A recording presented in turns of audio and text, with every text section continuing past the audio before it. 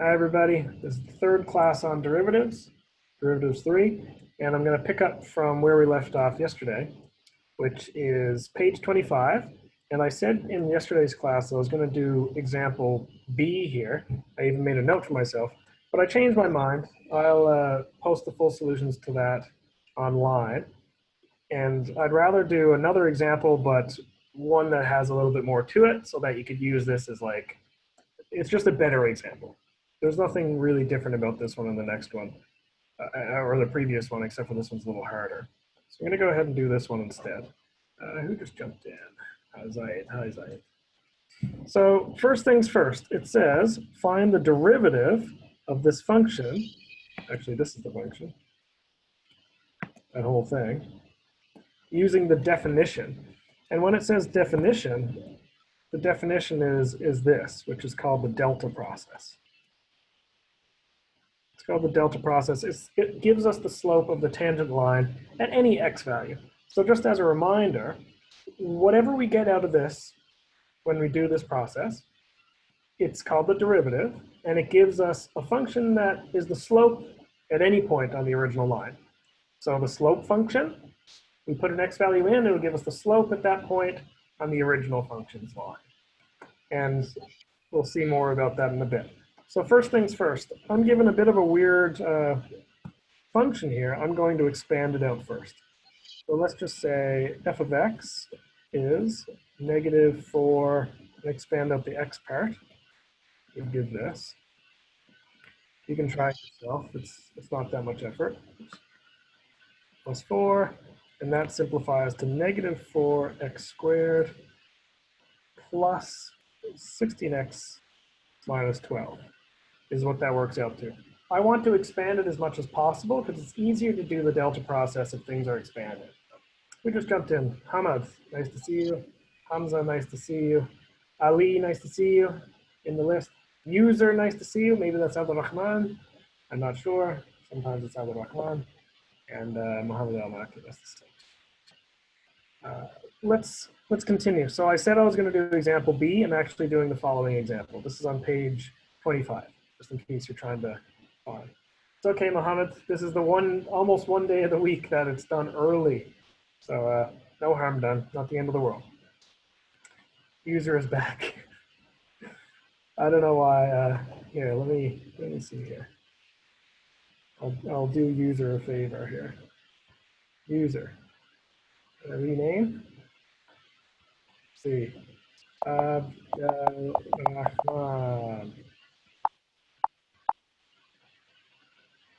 Abdurrahman. There we go. Save the day. So we're going to use our definition. Let's write out the delta process. The limit as x approaches 0. I'm actually going to change this delta h to an delta x, the triangle x. This means our h. Oh my goodness, sorry about that. As it approaches 0. And I'm going to put in, I'm going to make one big fraction. On top, it's the function with x plus h in it, and the function with x in it. So we take this function over here. Every time I see an x, I'm going to replace it with x plus h. So write that function first. Negative 4 x plus h squared plus 16 x plus h minus 12. That's our first function. That's our f of x plus h. And now I'm going to subtract my original function, which is negative 4 x squared plus 16x minus 12. That's a continuation of what we did yesterday. We looked at our functions, and this is the big idea here. And again, I'm changing this delta x to h. Once we've set that up, that's the hardest part. The rest is just working out what the answer is going to be, and that's all algebra. Okay, so it looks really big and scary, but just expand as much as you can and then simplify. So the next step, let's see what happens. Well, I'm going to expand this. This is negative 4. The first term here, I'm going to expand it all in one big go. negative, no, I'll show all the steps. X squared plus 2xh plus h squared. That's the first term. Plus 16x plus h. What I'm doing here, by the way, I'm just multiplying through this. 16x plus 16h. If you know what I'm doing, it's really good practice to do it along with me. Try it yourself so you can compare your answer. And now I'm going to multiply through these brackets, which means change the sign of everything inside. That's what happens when there's a negative in front of a bracket. Plus 4x squared minus 16x plus 12. And then all of that is over h. So they get really big, but this is the biggest it's ever going to be. After this point, it's going to get smaller. Okay? So we can start canceling already. Look on the right side here. Look over here. Look for things that can cancel. Well, a 16x and a negative 16x, negative 12 and a positive 12. I'm missing an h here on the 16. So look over here. I missed an h. Make sure you add it in. And I think that's everything that can cancel. I'm going to expand out the brackets more. While multiplying through here. Get three terms. Minus 8xh minus 4h squared plus 16h plus 4x squared all over h. All right, what can cancel? Let's see. We can cancel negative 4 and positive 4 x squared. We can also cancel nothing else. But we can factor out the h just like last time. We always get to do that. And it'll cancel the h on top and bottom. So something I didn't show you yesterday, I'll show you a little shortcut. See this h? We have an h there, an h here, actually two h's here, and an h here. As long as there's an h in every single term, we can cancel it from each term once. So cancel it on bottom, cancel it here, cancel only the 2 here, leaving 1, and cancel this one. And now we've been able to cancel a lot. What we'll be left with is just negative 8x minus 4h plus 16. And we still haven't done the limit, so I'm not going to change anything for that yet. Negative 8x minus 4h plus 16. All right. Cool. Now I can do the limit. How do I know that? Well, there's nothing left to cancel, there's nothing left to factor, and it looks like direct substitution is going to work just fine. So the limit as x approaches 0 will turn this into a 0. Notice that I'm not replacing the x, I'm replacing the h. It's a really important point to make a note of. So that means our function or our derivative is this. All right, that's our slope function. So this is the full thing, just in case you missed a piece. Do you have any questions before I move on to explaining it and finishing the question? Same thing we did yesterday.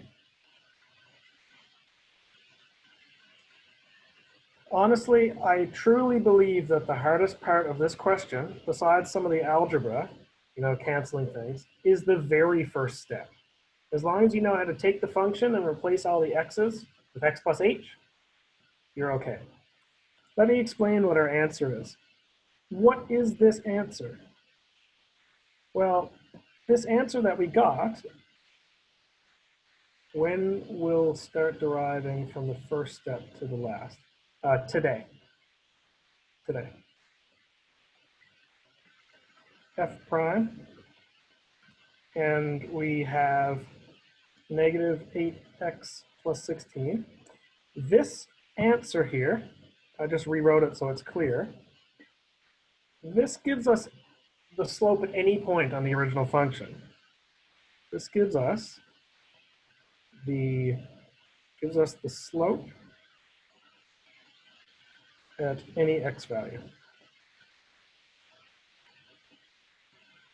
which is hugely important. So I said this yesterday, but that has huge consequences for everything from engineering to physics to the automotive industry to any subject really.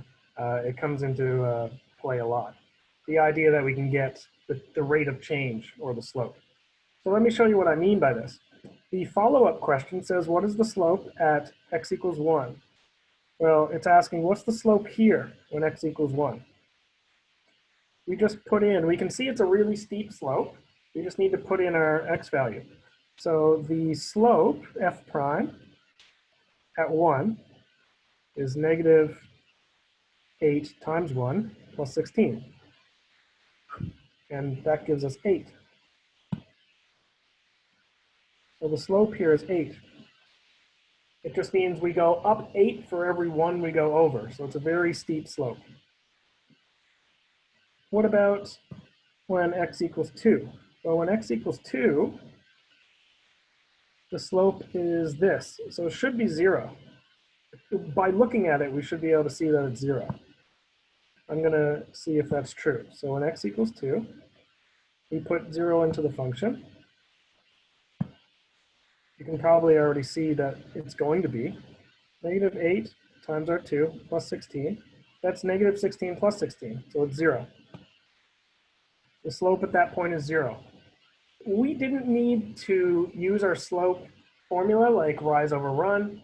We didn't need to do anything. We have a function that tells us the slope at any point now. We don't even need 2 points. We only need 1. So that's why the delta process is so powerful. Once we have the derivative, we have a hugely important function that can tell us the slope anywhere.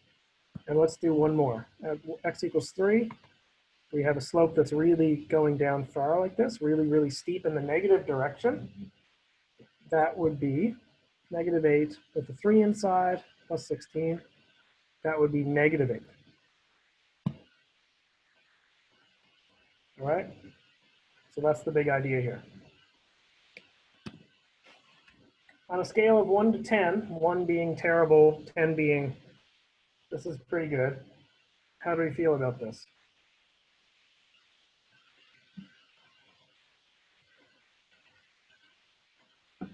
8.5. That's not bad. That's a solid A. 9. Whew. You must have seen this before. I feel like you've probably seen some of these concepts before if you're catching on quick. Or you're just clever. Could just be a clever guy. All right, what I'll do is, because I love graphing things, I want to make that connection. Some of you hate graphing. He's not here right now, but if he was, I would pick on him. But some of you hate it, some of you don't. Let's actually graph this, and I want to make the connection here. So I'm going to put in my graph. My graph, or sorry, my function is negative 4 x minus 2 squared plus 4. Oh my goodness, where is it typing? Negative 4 x minus 2 squared plus 4. Okay, this is my function.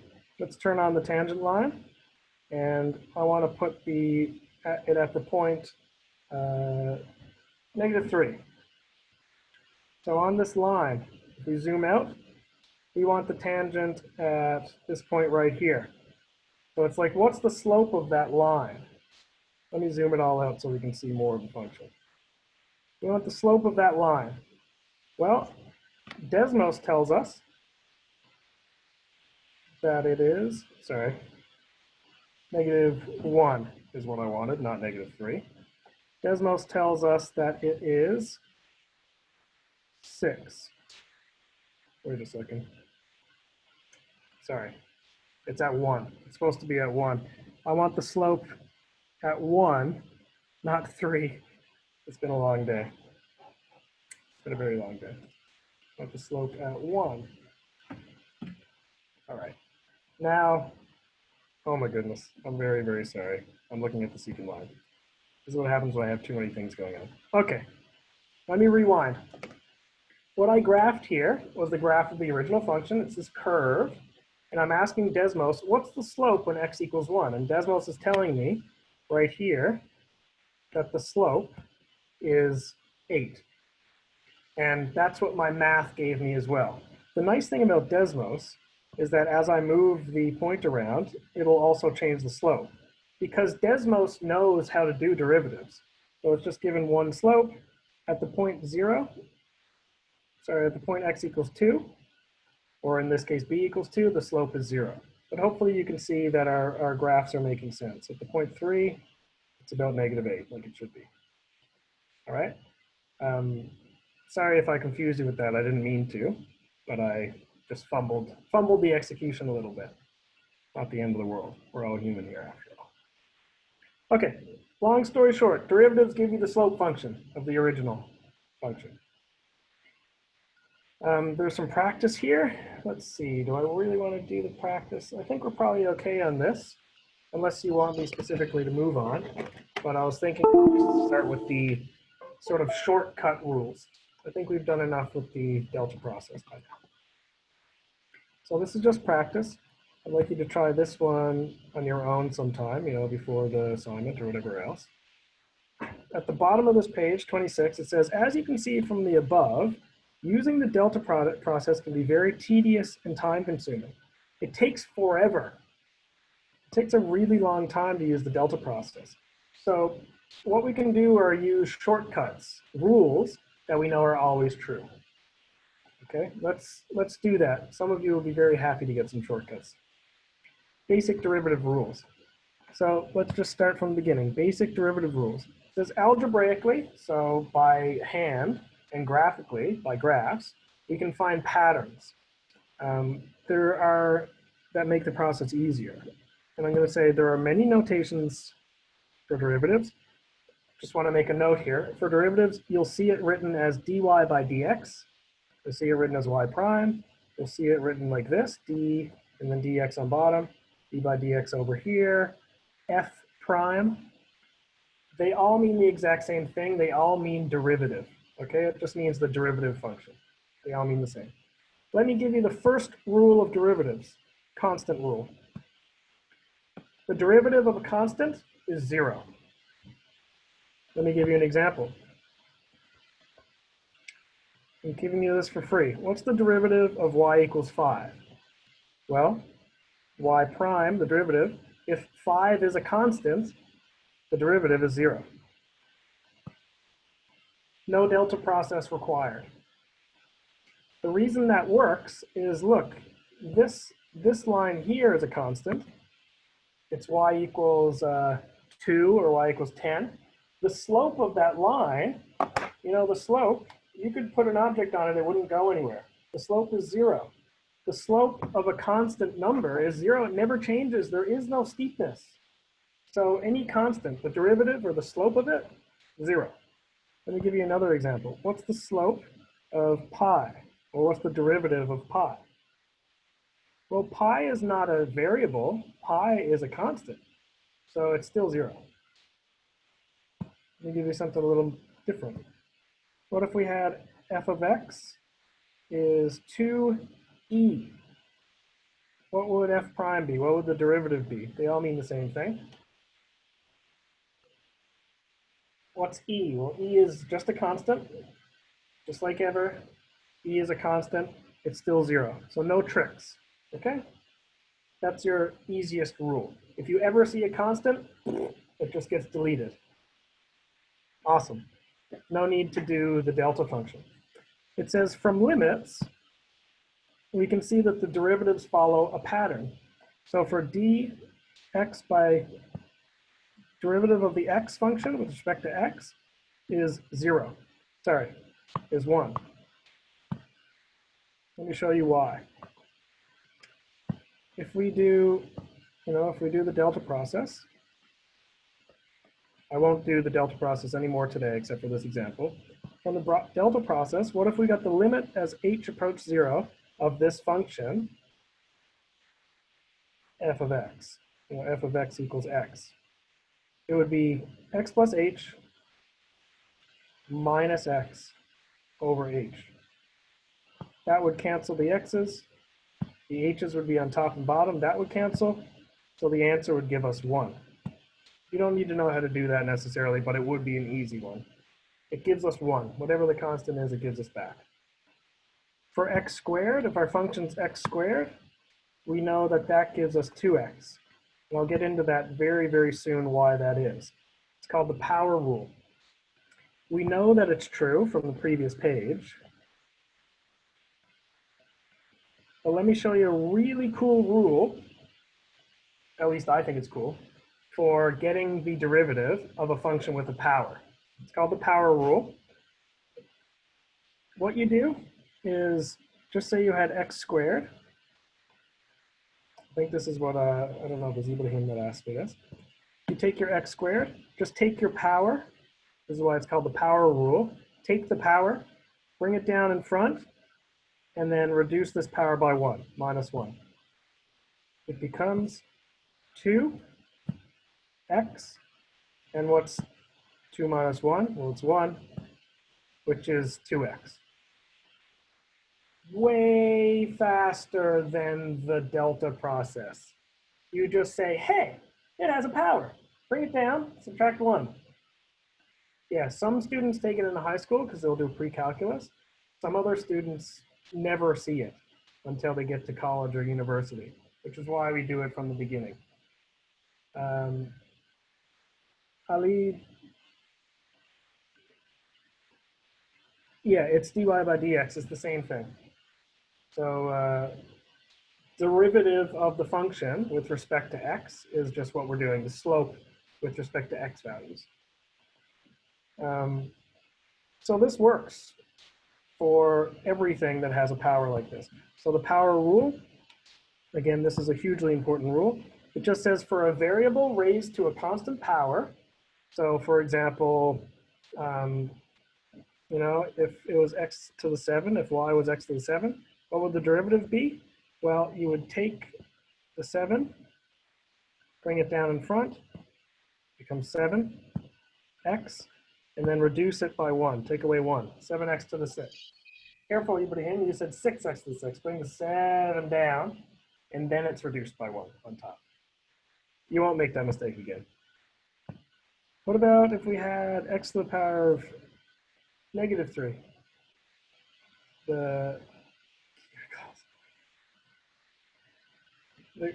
What's close for this topic?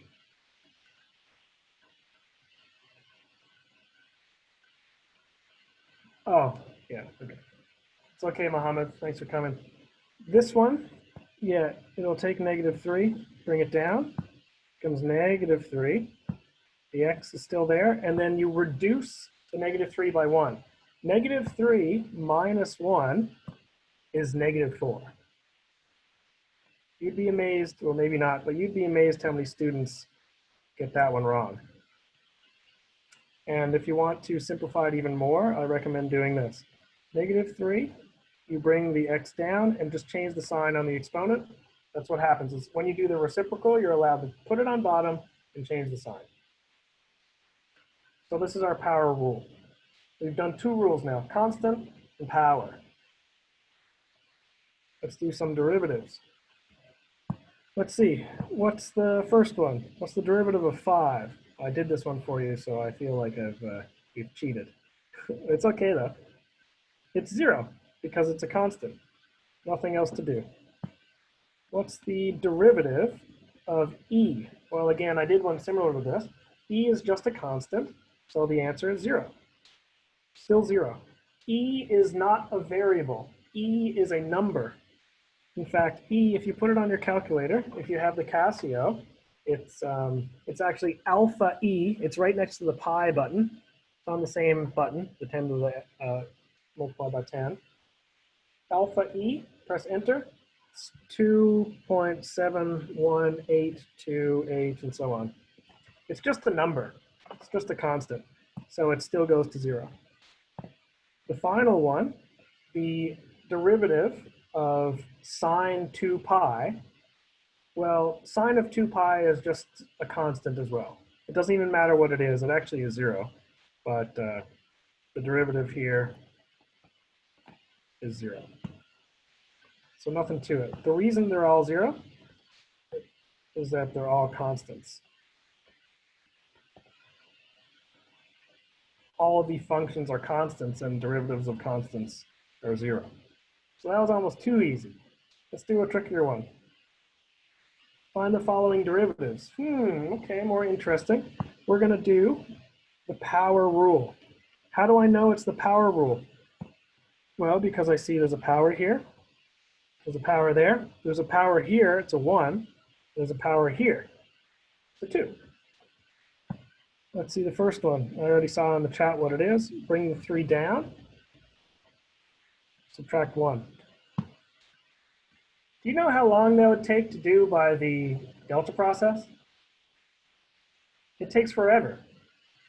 It takes forever. There's a cube in there. You'll get like 100 terms out there before you ever get to the end. In this case, very fast. The derivative of the next one, 8 x to the power of 7. Bring the 8 down, subtract by 1. That's all there is to it. It's the power rule, very simple. What about this one? Y is 1. I agree with you. The reason for that is we bring it down in front. It's 1. Keep the x. 1 minus 1 is 0. So x to the power of 0 is still 1. So it's 1 times 1. Let me make it clear because some students mess this one up. It's 1 times 0, which is 1. There's, of course, shortcuts to every single one of these.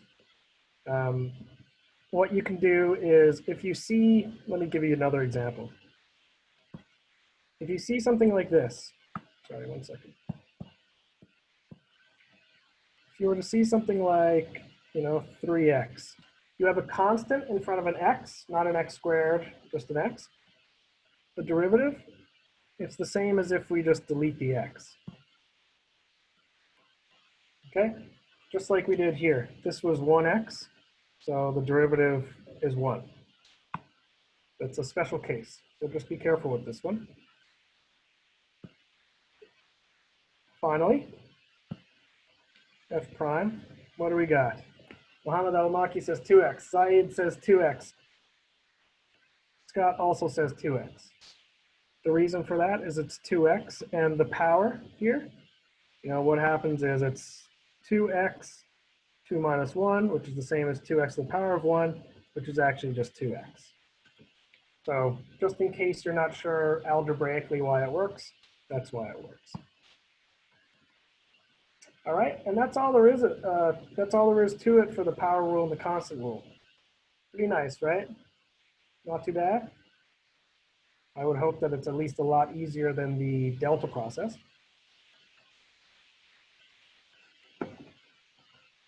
Every single one of these answers is the slope of the original function. Okay, so just so you know what to prepare yourself for, on an assignment or a test, there would usually be only one question on the delta process. There's almost always one question on the delta process, but just one. The rest, you'll be able to do this method. All right? So don't freak out too much. You'll just have to handle the delta process a little bit, but most questions will be done like this. And you can check your answers using this method. Let's keep going. I'm gonna skip some of this stuff. There's a little bit of extra stuff that I don't think is necessary to talk about. Let's go to the next rule, the constant multiple rule. I like this one because you kind of get it for free. It's not really its own rule. It just means that if we have a constant in front, it multiplies. Once again, let's just skip this little portion. I'll give you an extra example. This one's easy, I love it. Let's just say you had 4x to the power of 3. What's the derivative? Well, you would take the 3, you'd bring it down in front like normal, but there's already a 4 there, so it's 4 times 3. They multiply. That gives 12. And the rest is the same. So nice. So nice. So easy. Let me give you one more example, just so that you can feel confident. Let's say we had 5x cubed plus 3x squared minus 4x plus pi minus 7. Okay? Lots of functions next to each other. Like, is it going to get more complicated? Well, no, it's not.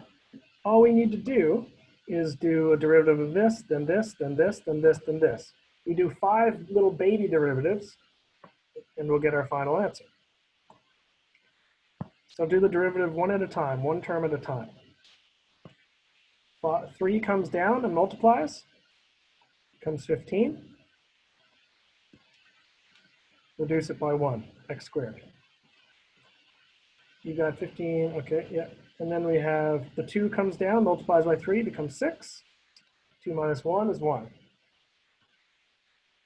4x. Well, in this case, remember that this is a 1. It'll multiply by the 4, becomes 4. And then 1 minus 1 is 0. So let me just make an aside here. Some students have trouble with it. Our function is 4x. So the derivative, remember, it's the same thing as saying 4x to the power of 1. That means it's 4x to the power of 1 minus 1, which is 4x to the power of 0. And anything to the power of 0 is 1. Let me make that clear.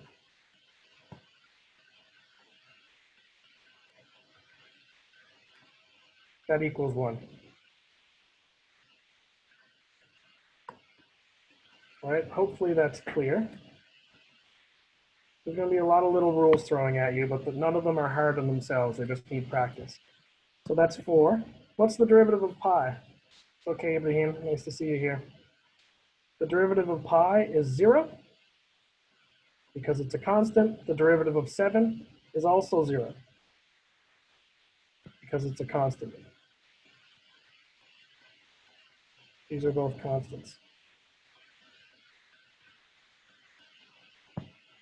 So our final answer is this.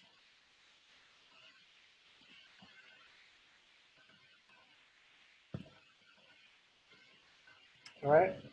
That's actually more than, I kind of jumped ahead here in terms of the difficulty, but I just wanted to show you that there's nothing crazy going on. We've got basically 2 rules. We've got the fact that constants, when you get to the derivative, goes to 0.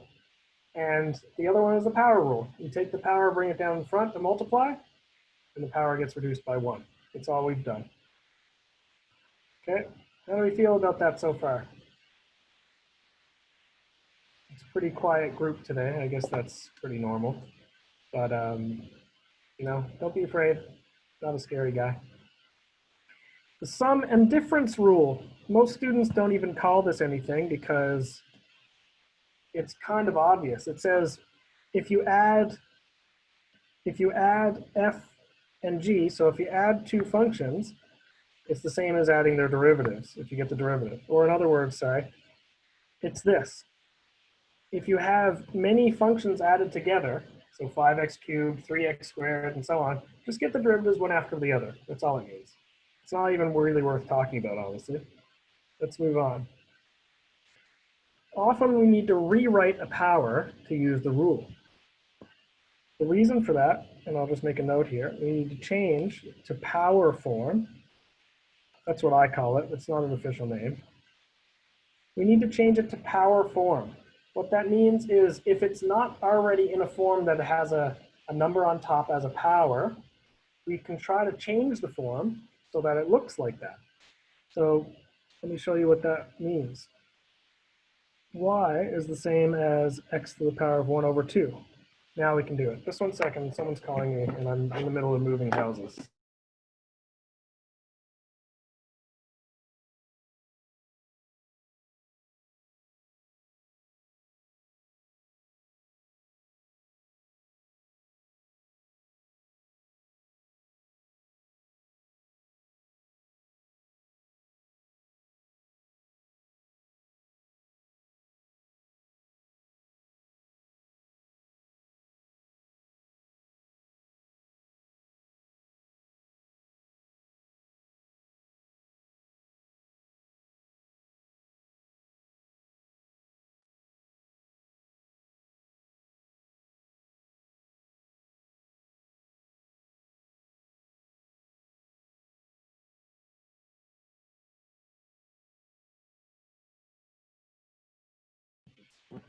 Sorry about that. We're in the middle of moving, so they were just confirming a move. Okay, now it's in power form. We have an x with a power on top. We can do the same rules we did before. Take the 1/2, bring it down. That's our derivative. 1/2 x. What's 1/2 minus 1? 1/2 minus 1. Well, if you want to do it the long way, it's a half minus 2 over 2, which is negative 1/2. All right? Still with me? You didn't go off and run away, did you? It's negative 1/2. Or you can think of it this way. A half is 0.5. What's 0.5 minus 1? Negative 0.5, which is still negative 1/2. So just be careful. Negative 1/2. That's not quite nice enough. Normally we like to go a little further with it. So we'll at least put it on bottom. So this becomes 1 over 2 x to the power of a half. That would be a perfectly reasonable answer. Or y equals 1 over 2, and x to the 1/2 is a square root. So there we get a different answer. Both of them are acceptable. Okay, those are our two derivatives for that function. That's a really common one. I recommend that you just memorize this. Memorize that that's true. It'll make your life a lot easier. But of course, just get the practice. There's lots and lots of practice in this unit. The second one, I'm not going to cover right now. Actually, I will cover that. I don't have a lot of space for it, so let me see if I can figure out something. Okay, we want to rewrite it first. So f of x, if we rewrite it, bring the x from the bottom to the top and change its sign. Its sign is currently 1. So bring it to the top. It's still 1, but negative 1. And now we can do the power rule. F prime of x is negative x power of negative 2, which is this. Okay. Sorry, I ran out of space there, but sometimes this book doesn't have enough space for practice. What in the heck I'm going to do for this next one? Well, I need to rewrite it first. All right, I need to rewrite it. I know that it has powers, so I can see that there's nothing crazy going on here, but I need to get it in terms of a power form. So I can rewrite it as this. The first one's x. What's this? This is x to the power of 1 over 3. Do you see this? I know you can see it, but I hope you're following what I'm doing. The problem here is this is a product, which we can't do by power rule quite yet. So we need to expand it. We need to simplify it. So let's go one step further. When you multiply, remember that the powers are added.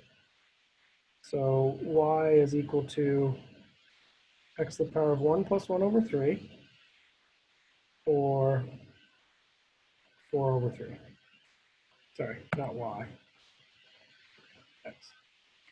That one took a little bit of work to get into the form that we wanted, but once it's there, we can work with it. What's y prime going to be?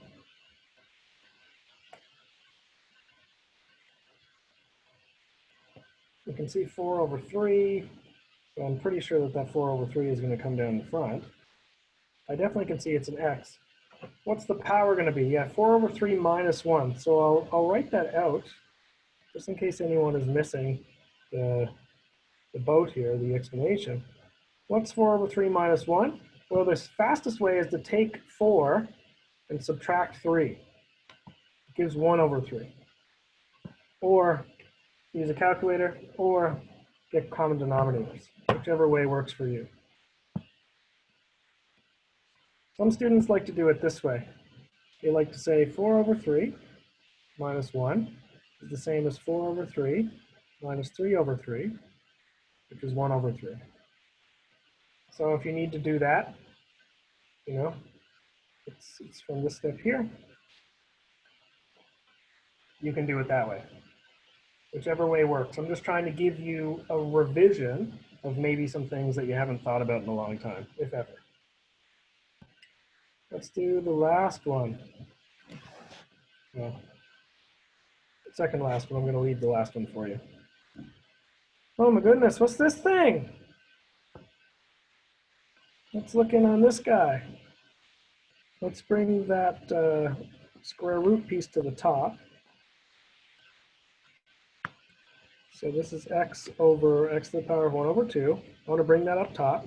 So it's x to the power of negative 1 over 2, which is the same as x to the 1 over 2. Because don't forget, there's a hidden 1 up there, and 1 plus negative a half is 1/2. Or in other words, 1 minus 1 over 2 is a half. That's our new function. Let's do our power rule. Bring the half down. We already did this one, didn't we? Bring the half down. Comes this.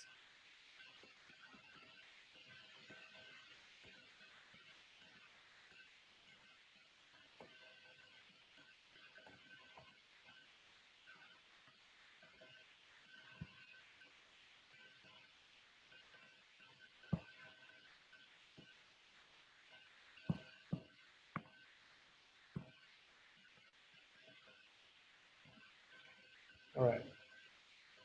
Really, really, really fundamental stuff. So I don't want to go too fast. I just wanted to get as many examples. These are like our special case examples. Do you want me to do more of these?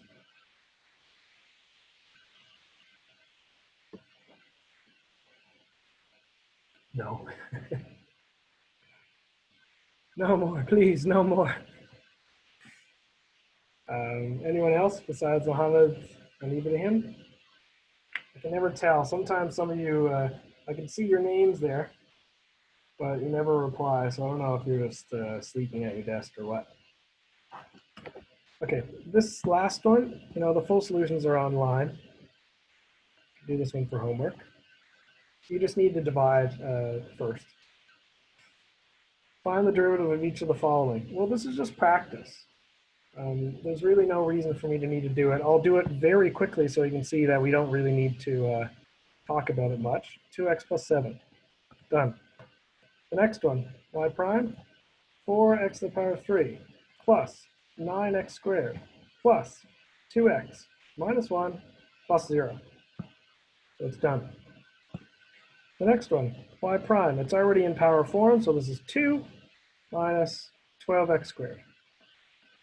This one, all I need to do is rewrite it first. If you see denominators, try to get them up top. This gives us 2x to the power of negative 2. Now do our power rule. Negative 2, bring it down, multiply, and then subtract by 1. That's negative 4, x to the power of negative 3. Or in other words, negative 4 over x cubed.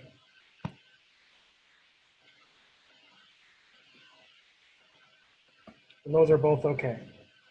So I said I wasn't going to do another one, but I needed to do a little bit more, just to make sure you have the full idea. Let's keep going. I'm going to do one of these, and then you're going to do one of these. I'll do the first one. This is what we would call an application question, which we've done before, but they will be much faster. In fact, this is the same question as we did at the very beginning of class, which was the delta process, and then we substituted an x value. But this is using our shortcut derivative method. So it wants the slope of the curve at the indicated point. The indicated point is when x equals 2. So let me give you the steps for questions like this. First things first, you get the derivative. If you're asked for the slope at a point, yeah, we'll use the power thing. No delta process. You're welcome. First step, derivative. Second step, substitute in given x value. That should make sense. The derivative gives you the slope function. Put in any x, and it will give you the slope at that point. That's the whole point. That's the whole idea. So let's do that. First step, get the derivative. What's the derivative of this? You should be able to type this easily. It's a very, very fast method. No delta process required. 9 minus 3x squared, or 3x at, if you're Muhammad. It's a joke. 2, we're going to substitute in the x value. So when x equals 2, the derivative, or the slope, equals 9 minus 3, 2 squared, negative 3. So Ibrahim, you somehow lost the negative. Not sure how.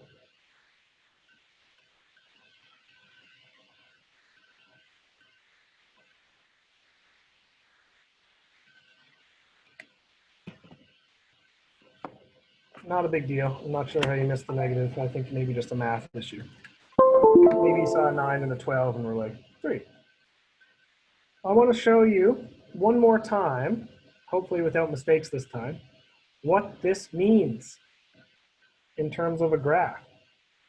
So allow me to put in the function.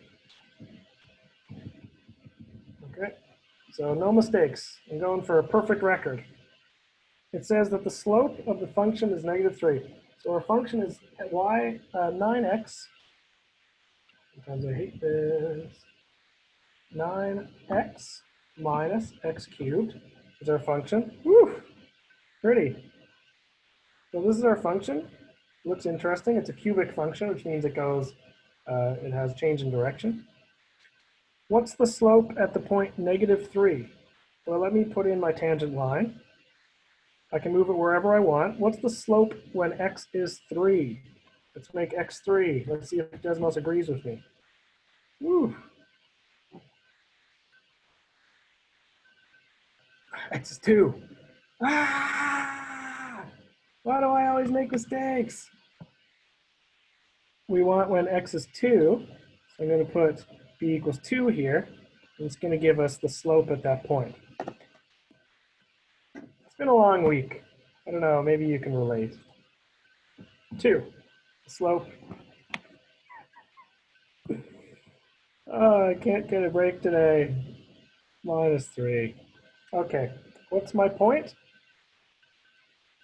My point is, like the big idea, is that I am so tired.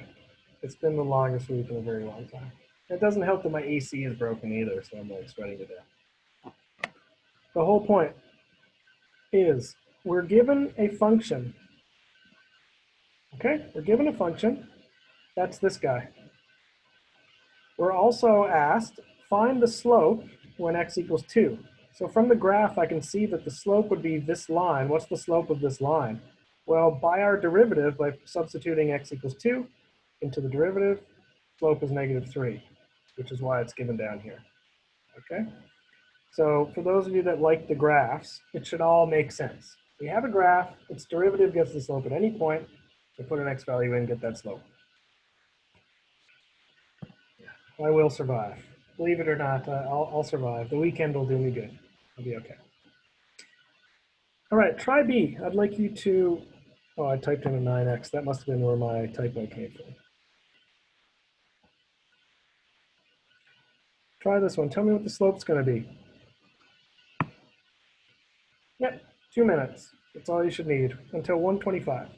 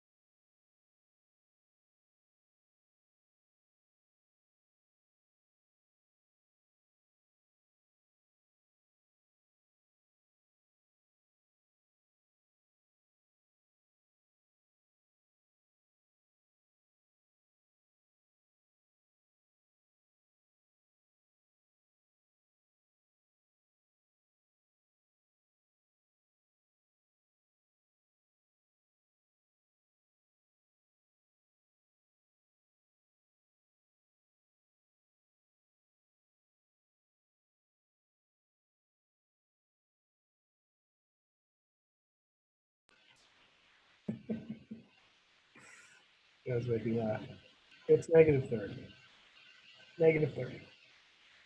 I think the issue is some students where they do the derivative here, maybe they didn't cancel. But the 2 comes down, it cancels on top and bottom, it becomes negative x.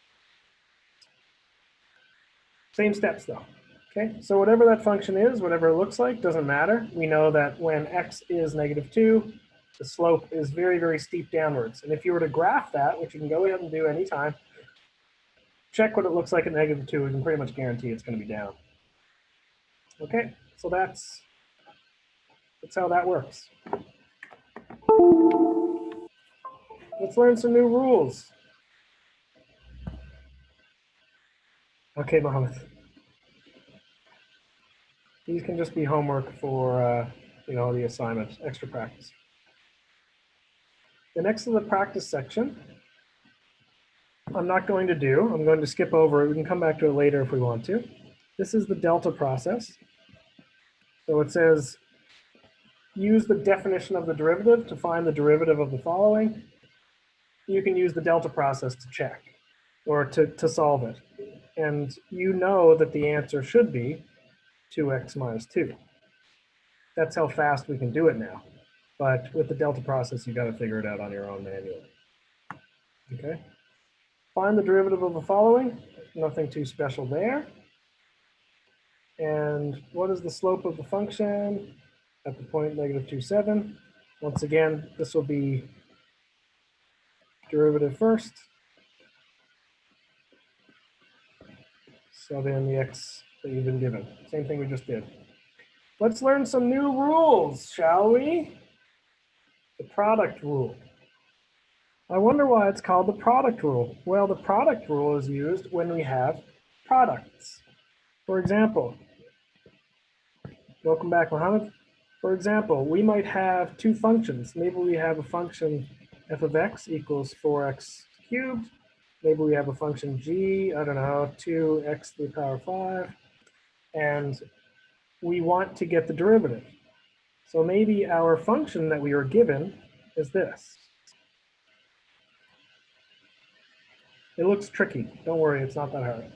What we're going to do is we're going to label them. We're going to say, this is our first function. This is our second function. We'll call it first and second. And there's a rule for just this very case. There's a rule for getting derivatives of products. It's called the product rule. So I'm just going to skip this and jump right to the point. Blah, blah, blah, blah, blah, blah, blah, blah, blah, blah, blah, blah, blah, blah, blah. Product rule. When we have 2 variables multiplied together, this is what we do. I would rather say 2 functions, actually. 2 functions multiplied together. This is what happens.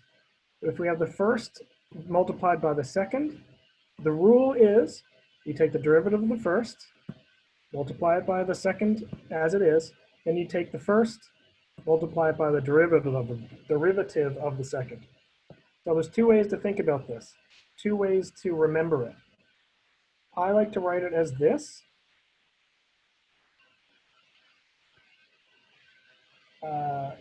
Yes, similar, easier actually. I like to think of it as this, or the derivative of the first times the second plus the first times the derivative of the second.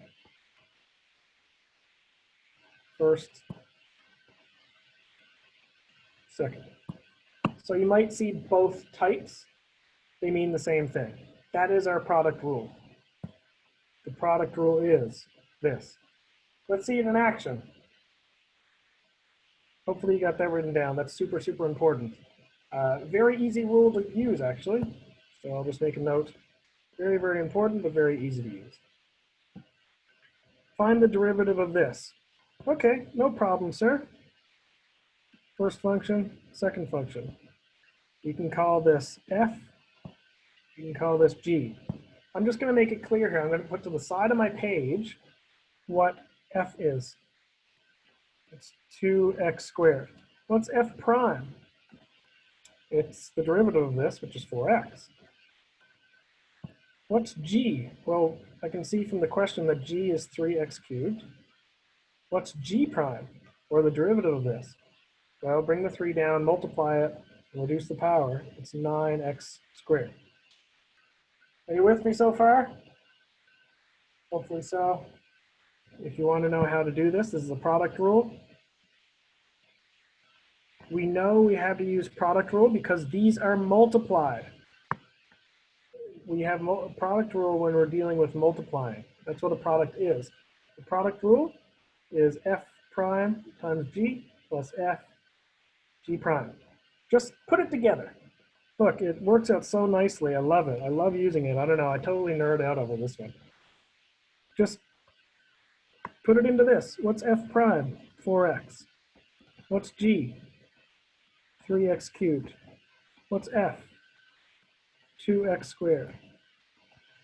What's g prime? 9x squared. And I'll be very, very clear here. F prime, g, f, g prime. You don't even need to simplify it if you don't want to. This is the final answer. I do recommend you simplify it though, if it's fairly easy like this. Okay, 1 second. So Mohammed, you said, wait, we'll use both of them. Which both of them do you mean?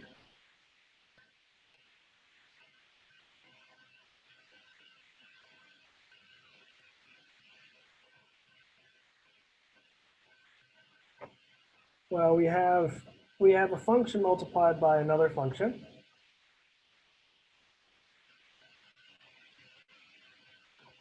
And the question, let me answer. Well, let me put it this way. The way that these, whichever way works, yeah, Ali. The constant rule and the power rule are fundamental rules. They're like the bottom of the building. You're trying to build like a big important building. You start with the constant rule and the power rule. You use those to figure out the rest of the rules. So the product rule uses them. The quotient rule, which you're going to learn in a second, uses that. The chain rule uses them. They all use the power rule to get to the answer.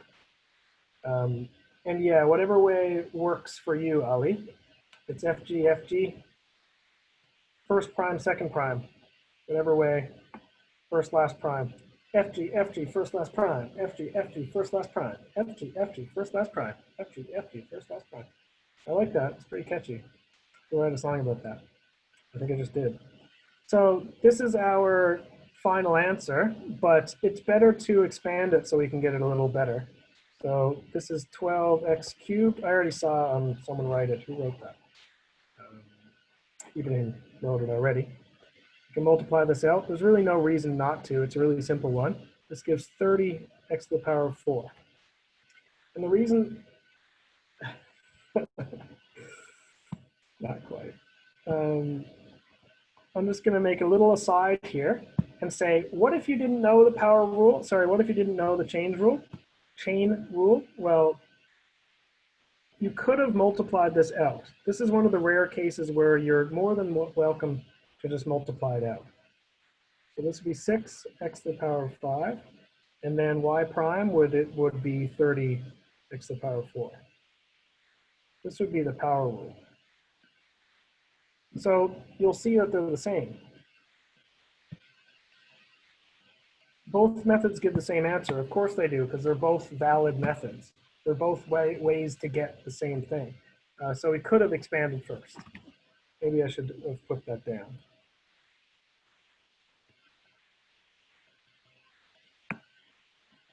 I'll just say could have expanded first. We could have opened the brackets first if we wanted to. Okay. FG, FG, first, last prime. FG, FG, first, last prime. Yeah, in my head all day. So let's see here. Next example.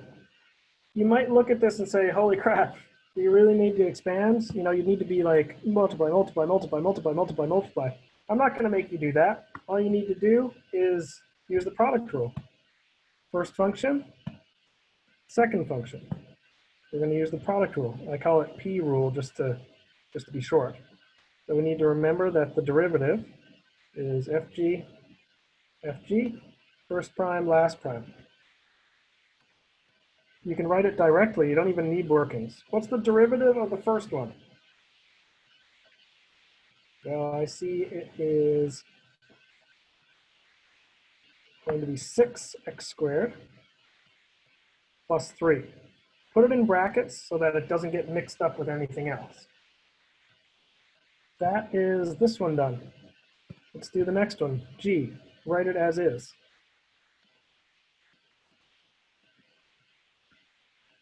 That's G. Write the derivative, sorry, write F alone. Or untouched, I should say. Not the derivative, the original function. And now G prime, the derivative of the second function. 4x cubed plus 4x, and 6 is a constant, so it's 0. Let me color code this. F prime and F, G, G prime. And you can probably see why I'm asking you not to expand this. It's perfectly fine the way it is. There's no reason to expand that. That function is okay. But you can see these look big and scary, but they're not. They're easy to get. And it's easy for me to say that it's easy because I've got a degree in this. But this is something that students generally don't have very much trouble with. Okay. The last thing I'll say on this particular example is you could have also said, okay, this is the first, and this is the second. This is first prime and first, second and second prime. Whatever floats your boat, whatever makes you happy, okay? Do whichever way works for you. Are we okay? Is it all going according to plan?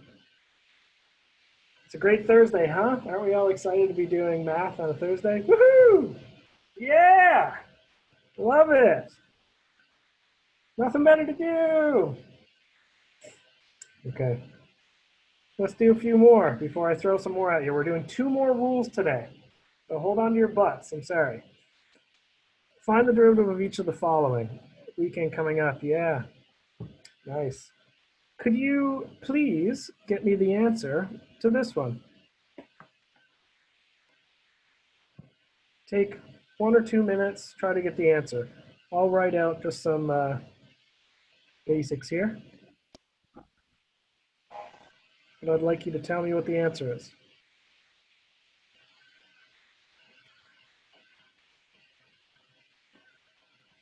Or at least try it. You don't need to type it all out, it's kind of a pain.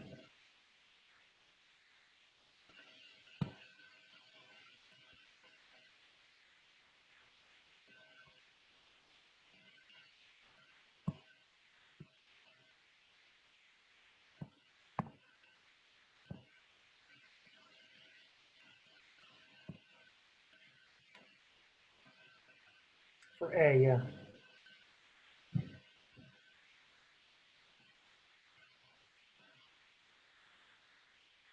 I think 2 minutes is actually pretty generous to give for this.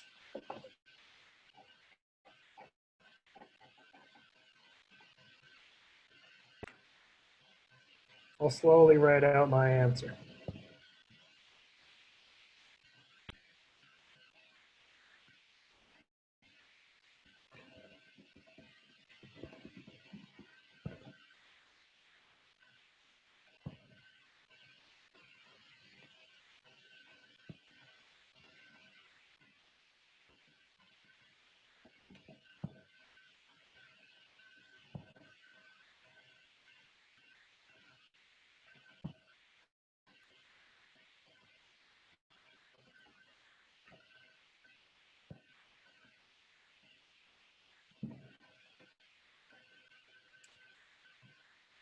Ooh, simplified, did ya?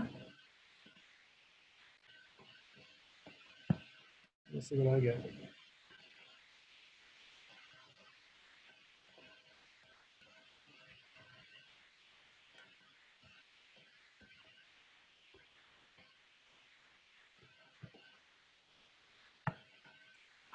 42, yeah.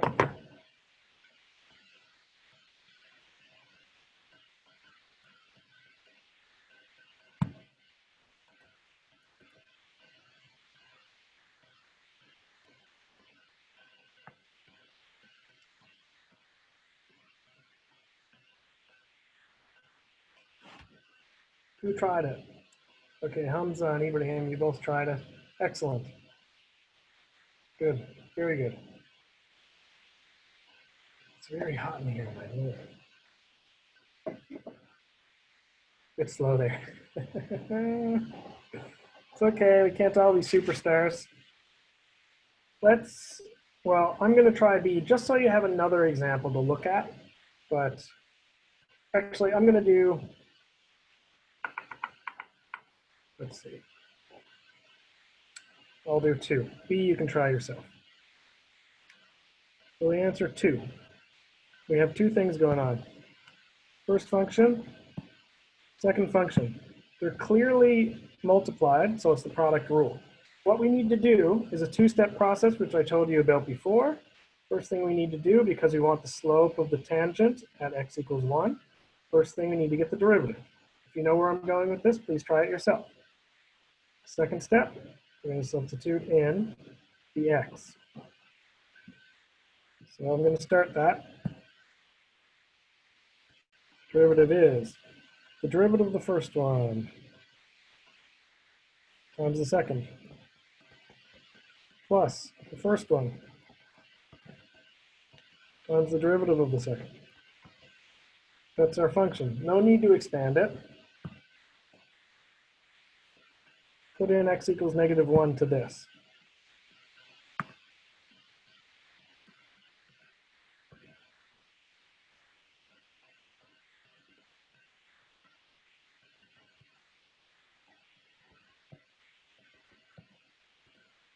This one is an exercise in being careful with brackets, really.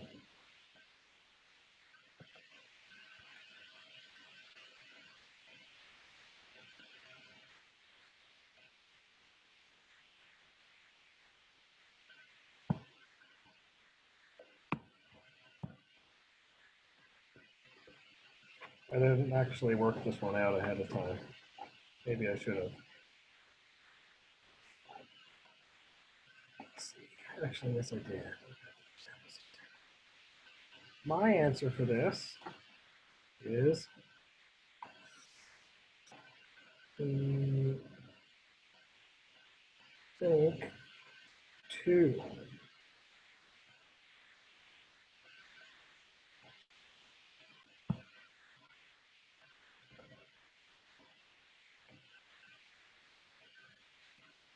Probably would have been easier for me to simplify that one. But you get used to the patterns. It's okay, Ali. If you wrote the question out wrong, then not a big deal. As long as you're working on the process, that's what really matters. You don't need to do it all again. It's be a waste. You can try it again for practice later. Okay. One thing I did notice is that in this question, it said to simplify, which I didn't notice. So really, it's not an or. It's necessary.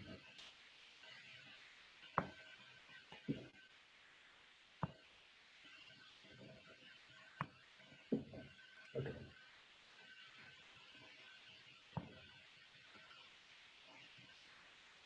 Okay. I'm getting tired now. It's that time in the day on a Thursday that I just start to disappear into myself. All right, so the whole point of this, let me say it again, if you forgot to simplify. So Mohammed, so just so everyone who's watching this can know what I'm talking about, if you forget to simplify in the assignment, it's usually not going to be a problem, because if I want you to simplify, I'm going to tell you. If it doesn't say simplify, then you don't need to simplify, because some of these questions get really big. So unless I tell you explicitly, I use the words simplify the result or simplify, I use that word somewhere, don't waste your time. Unless it's a really simple one. if it's a tiny little multiplication, sure. But if it's a big old function, leave it, okay? Just leave it. So let me recap what we did in this question. You're given a function, and it's asking you to find the slope at a point on that function. The derivative is the slope, so get the derivative, put in an x value, it'll give you the slope at that point. That's the whole idea. All right, are we ready for the next rule of the day? I'm ready. We did product rule. What do you think's next? What's like the brother of products? Quotients, division.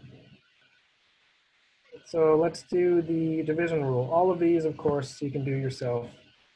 They're just different types of the same sorts of stuff we've been doing, nothing crazy. Quotient rule.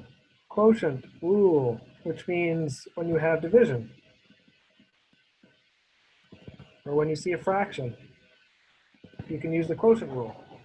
And it's the exact same difficulty as the product rule, it just has a bigger formula. So again, I'm going to skip to the important piece. The quotient rule, when we have two variables, or again, it's not really variables, it's functions, dividing each other, this is our rule. The derivative of the first one times the second one minus the first one times the derivative of the second one, all over the second one squared. So there's two ways to remember this one.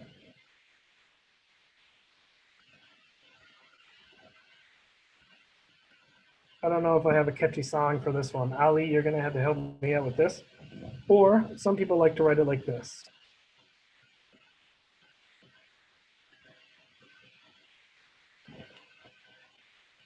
It's got a minus. Sometimes that causes some people difficulty because it's same, but different to the product rule, yeah?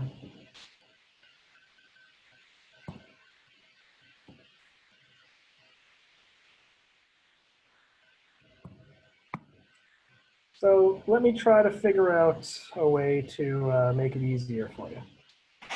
Let me see here. Product rule, let me summarize. So the product rule,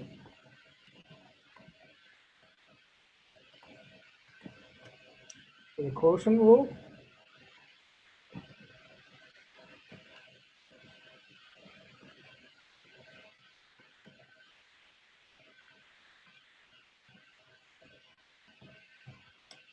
the big difference is the minus. And it might be silly, but the way I remember this is think of it like this. When you have a division, I think of it as, well, let me show you. When you have products, products are multiply, which kind of are like a plus sign tilted. So if you look sideways, you're like, okay, product, I can see an X in there. For the same sort of reason, when I think quotients, I think division, and that has a line. There's a big division. And look, we can see another line, which is like the minus is like the line in the division sign.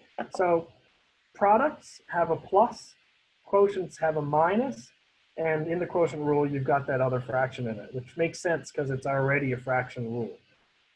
Other than that, just use a formula sheet until you remember it, or write it out 100 times until you remember it. It's never going to change. Ready to do some examples? All right, let's get ready. Let's do this. Quotient rule, here we come. Find the derivative of this. First of all, let's just sit back and appreciate how important it is that we have rules. Because if I asked you to do the delta process on this, it would take you like a week. Well, maybe not a week, but it would take you a long time. We can see that this is a fraction, and so it's a quotient rule. We see a fraction. And most times when we see a fraction, we're going to want to use the quotient rule. I'll try to make it simple for you. So let me write out what f is. F is the top. which is 3 minus 2x. The derivative of that, I might as well get, is negative 2. G is the bottom. G prime is the derivative of that, 2x. All right, so I just like to set those out on the side because if I do the work there, not only is it easy to see what you've done, you can just take those pieces and put them in the formula and you'll be done. You don't need to simplify. So I'll write out the formula so that's very, very clear. F prime G minus F G prime over G squared. Take each piece and just put it in and you're done. Negative 2 G minus F G prime over G squared.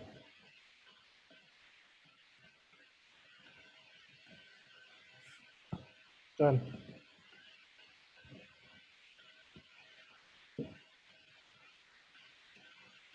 Done. F prime F G G prime G squared.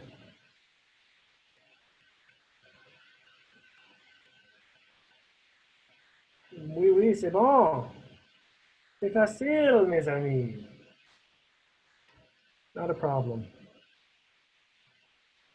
I don't know what the word for simple or easy in Arabic is. I'm sure it's something,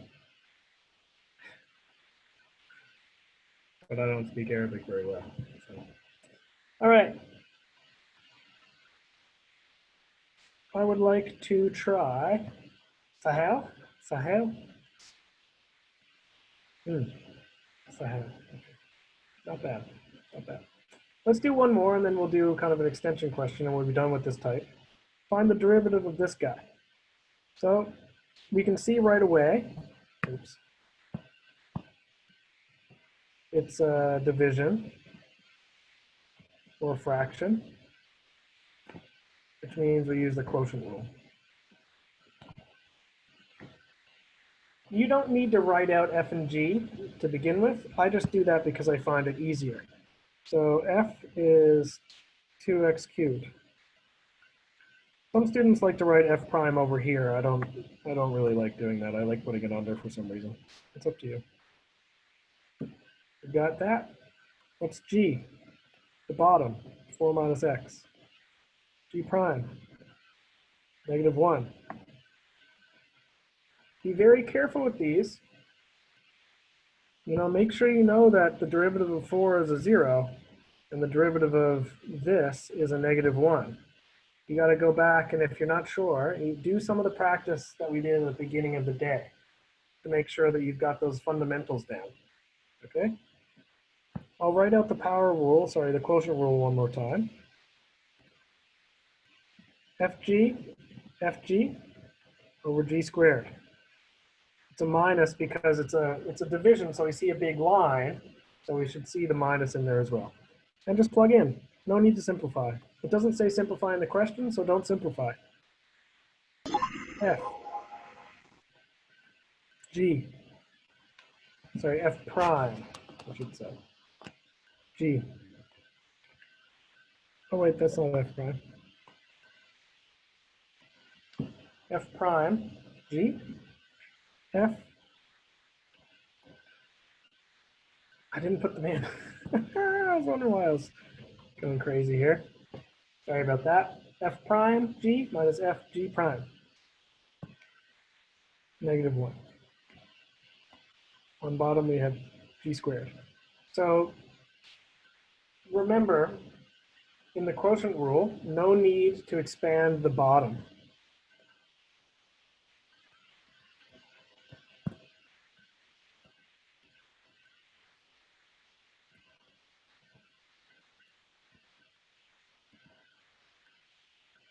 You're just going to make it bigger, which is, there's no point. There's no point in making it bigger. This is done.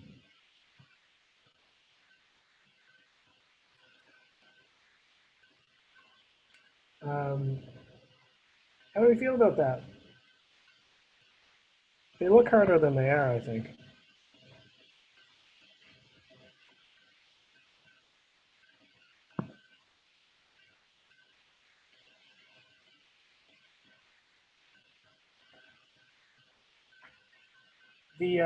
I hope the highlighting isn't too distracting. I'm just trying to make the connections so that you don't lose track of what's what. The most important part is knowing what the derivatives are, and then you just slot them in. Most of the marks for the question come from here, not the rest. Okay. I'd like you to try this example. I want you to do this. Tell me what the slope is. You might need a couple minutes. You might find that it's nice to expand it out, and you might find that it's not. It's up to you. But sorry, Ibrahim, you say, why you skip the givens?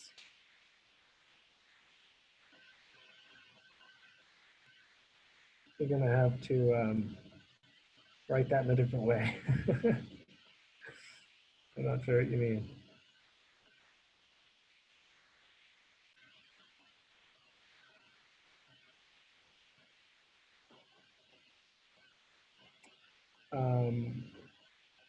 Okay.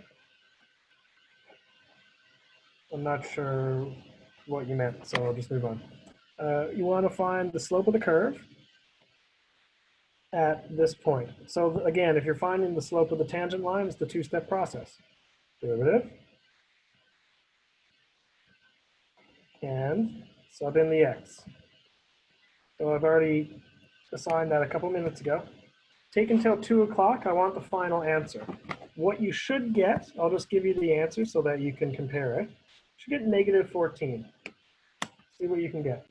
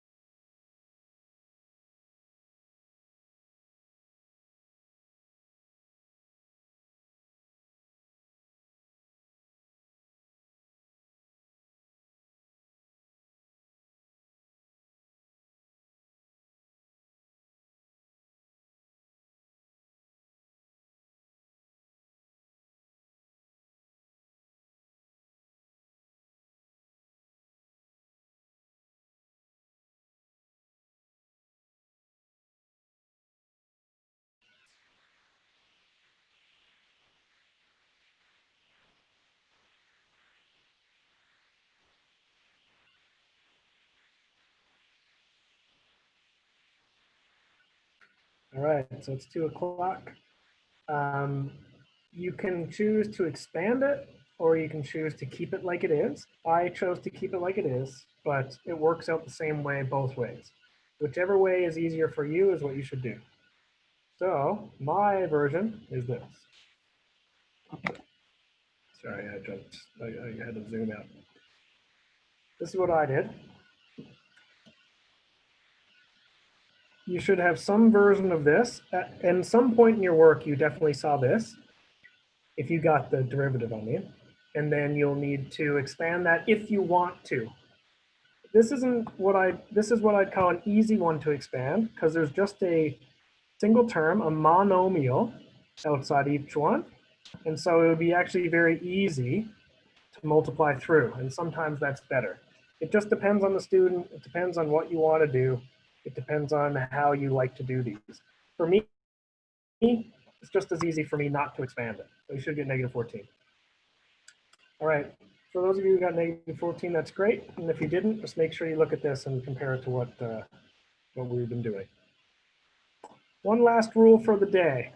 All right, this one is a little bit of a tricky one, but it's the last of the rules. We're only doing 3 big rules in this course. And by big rules, I mean your fundamental like product, quotient, and then this one called the chain. Chain's the most important rule. The other ones are called your basics, your power rule, and so on. So let me just introduce this. Once again, the chain rule, it has to do with composite functions, which was mentioned earlier just briefly. It's when you see one function inside the other, which we covered back in the functions unit. When you see a function inside another function, you can do the chain rule to figure out what the derivative of the whole thing is. I'm going to skip most of this just because it's not necessary. It says when we have a composite function, we use the chain rule. It says when you have a function of another function, it's all of this. But I find that very difficult to understand. So let me show you an easier way, in my opinion. Let's just say your function is a combination of an outside function. You have a function of something, and you have a function on the inside. What we're going to do is we're going to get the derivative of the outside, keep the inside the same, and then get derivative of the outside. Okay, that might seem ridiculous at the moment. You might have no idea what I'm talking about. But when we see the examples, hopefully it'll become more clear. Let me show one more thing. This is kind of our final rule. The original function would be this. You would have an outside function, and you would have an inside function. That is what a composite function is. So for example, it's things where you see, maybe you see x plus 1 inside of x. So this would be 2 functions. This would be x squared with x plus 1 inside of it. Or maybe we have something that looks like 5, no, not 5, 3x squared plus 2x cubed. Well, that's the function 3x squared plus 2x inside the function x cubed. Like it's like you took that purple part and put it in for x. But honestly, you don't need to know most of that to figure these questions out. I'll show you how we do these with a couple examples, and then we'll finish for the day, okay? Because this has been a pretty heavy class. We've done a lot of work today, and I want you to have a good weekend. I don't want you to be nightmaring about math the whole time. So let me show you how this works. The derivative of the following function. First of all, let me ask you a few questions. Is this a constant? No. Is this one single fly? Is this a power rule question? No. Why? Because we have a pesky power outside. It's not just the straight power rule. Is it a product rule? No. Is it a quotient rule? No. It's going to be chain rule. I'm going to ask you one simple question, or I'm going to mention one simple thing. I'm going to say, consider the function y to the power of, the function x to the power of 5. What's the derivative of this? You should know it almost instantly now that we've done so much. The derivative of this is 5x to the power of 4. Notice that it has the exact same form. We have this, and we have this. The only thing is that it's been replaced. So what's going to happen is that we can still use our power rule. We're going to keep the inside the same. Let me show you what I mean. Chain rule is derivative of the outside, keep the inside the same, and then get the derivative of the inside. Watch this. Just bear with me here for a second. Get the derivative of the outside. So treat the inside like some mystery function.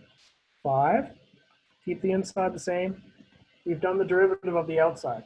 We did the power rule. You with me so far? I totally ignored the inside. I did the power rule, kept the inside the same. I'm going to rewrite the inside now. And now let's get the derivative of this. What's the derivative of that? It's 2x plus 4. Done. We're finished. This part, sorry.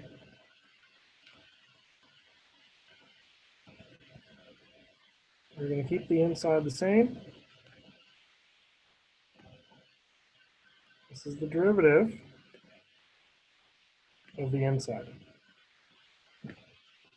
All right, this will get easier. You'll notice patterns and it'll become easier and easier, but more than anything in this course, more than any other topic, derivatives are things that will get easier when you do the practice. And you'll almost start to be able to do them almost automatically. But you'll probably have to do 20 or 30 problems before it's automatic. So don't be afraid of these. Just get the practice and it becomes really fast. This is the end. You don't need to simplify this. I'm going to do another one. In fact, I'm going to do this whole page and then I'll release you from the torture. Okay? How do we know that this is the chain rule? Well, it's because I can tell it has the form of x cubed, but unfortunately, the x has been replaced with this, x squared minus x plus 1. But the same rule applies. I can still do the power rule. It'll still look like this. We just have a little extra work. But the inside's going to stay the same. So f prime, bring the 3 down. 3 comes down. Keep the inside the same. Okay, that's my power rule. Keep the inside the same. We haven't touched it. And now get the derivative of the inside. What's the derivative of the inside? 2x minus 1.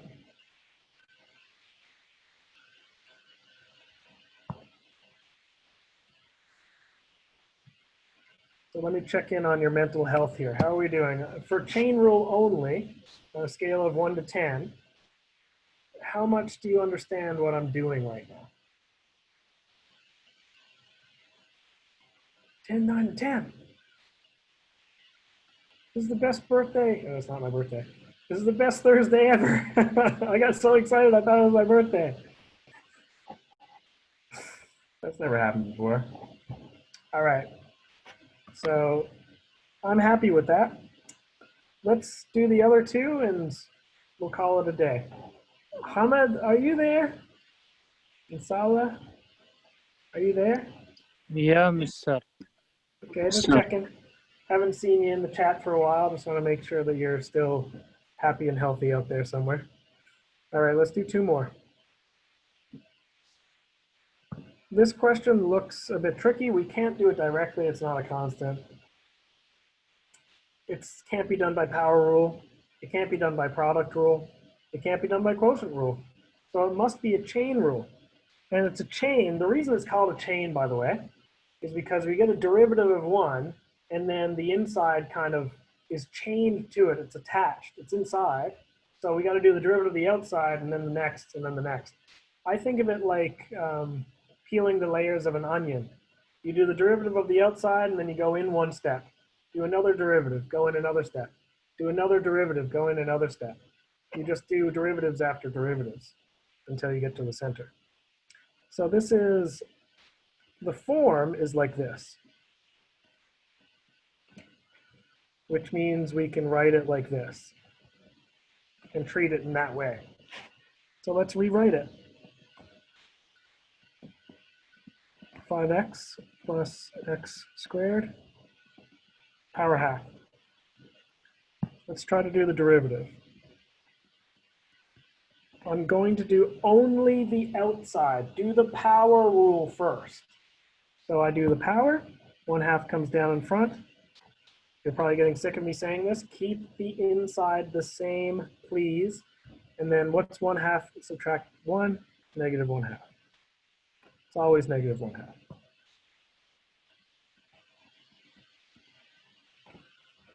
I kept the inside the same, and now I want the derivative of the inside. Derivative of the inside, 5 plus 2x. Then we're finished. One thing I want to note.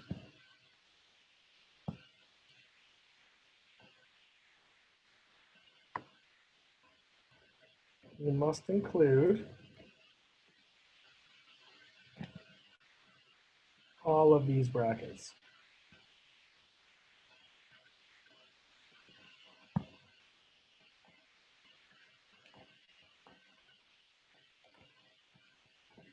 If you don't include those brackets, it'll break. You'll end up writing something like this, which actually just means you're doing 5 times this, which isn't what you're trying to go for, okay? So just make sure you include all the brackets. And Ibrahim, perfect. Oh, I just saw the question. Can we remove the square root by multiplying it with the square? No, you can't, because then you'd be changing the function. You're not allowed to just add itself in there as a square. Doesn't work like that. You're only allowed to change the form. You're not allowed to change the whole function. How you doing? One more, last one. We're in the home stretch. Almost finished. What I will say is you could write this answer slightly differently, which you might have been thinking about if you've been paying close attention.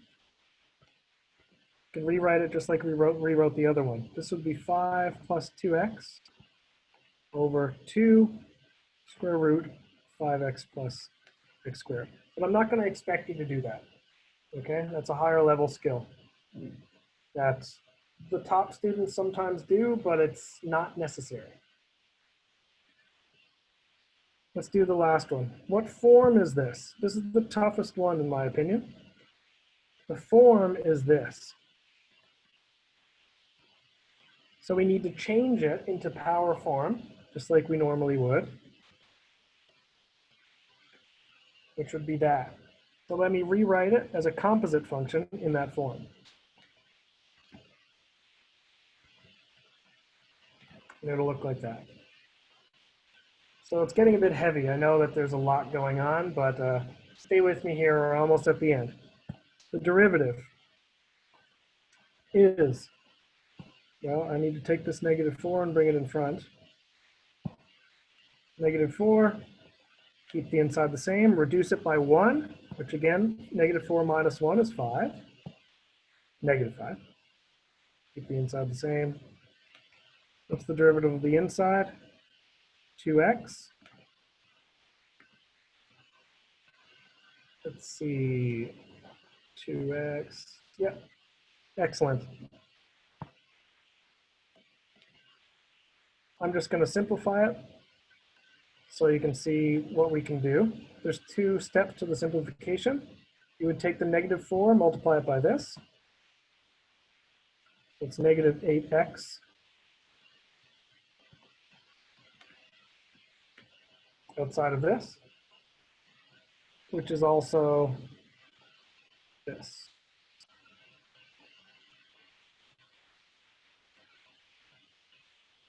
All right? You don't need to do that. It's beyond the scope of this course. Not necessary. All I'm asking you to do is do your basic quotient rule, basic product rule, basic chain rule, and you'll get full marks. You get a mark for doing the product part, you get a mark for keeping the inside the same, you get a mark for getting the derivative. Okay. And we're done. All done. Thank you.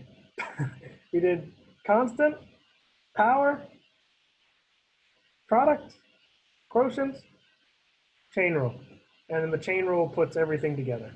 Okay? So I'll stop the recording now, and any questions you have, you can ask. Bye-bye.